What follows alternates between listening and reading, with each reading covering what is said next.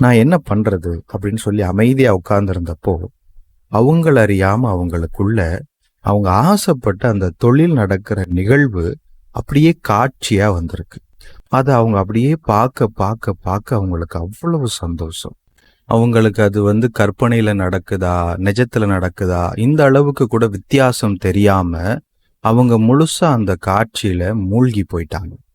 அதுல இருக்கக்கூடிய ஒவ்வொரு விஷயமும் அவ்வளவு துல்லியமா தெரியுது. ஒருவேளை நிஜத்துல நின்னு அந்த விஷயத்த செஞ்சா எந்த அளவுக்கு அது தெளிவா இருக்குமோ, நிறைய நேரங்கள்ல நம்ம நிஜத்துல கூட அவ்வளவு தெளிவா சில விஷயங்களை பார்க்கறது இல்லைங்கிறது தான் உண்மை.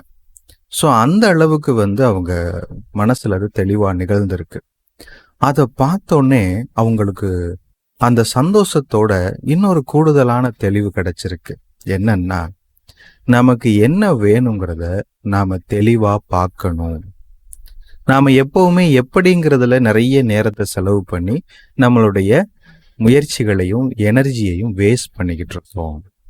அப்போ நமக்கு என்ன வேணுங்கிறத நம்ம தெளிவா பார்க்கும்போது நம்மளுடைய சக்தியானது முழுமையா அந்த எண்ணத்துக்கு போகும். அப்பதான் அது நடக்க வாய்ப்பு இருக்கு அப்படின்னு பிரபஞ்சம் சொல்றதா அவங்க உணரத் தொடங்கினாங்க. இந்த ஷார்ட்ஸோடைய முழு வீடியோவை பார்க்கணும்னா ஹேண்டலுக்கு கீழே இருக்கிற பட்டனை கிளிக் பண்ணி பாருங்க. நன்றி.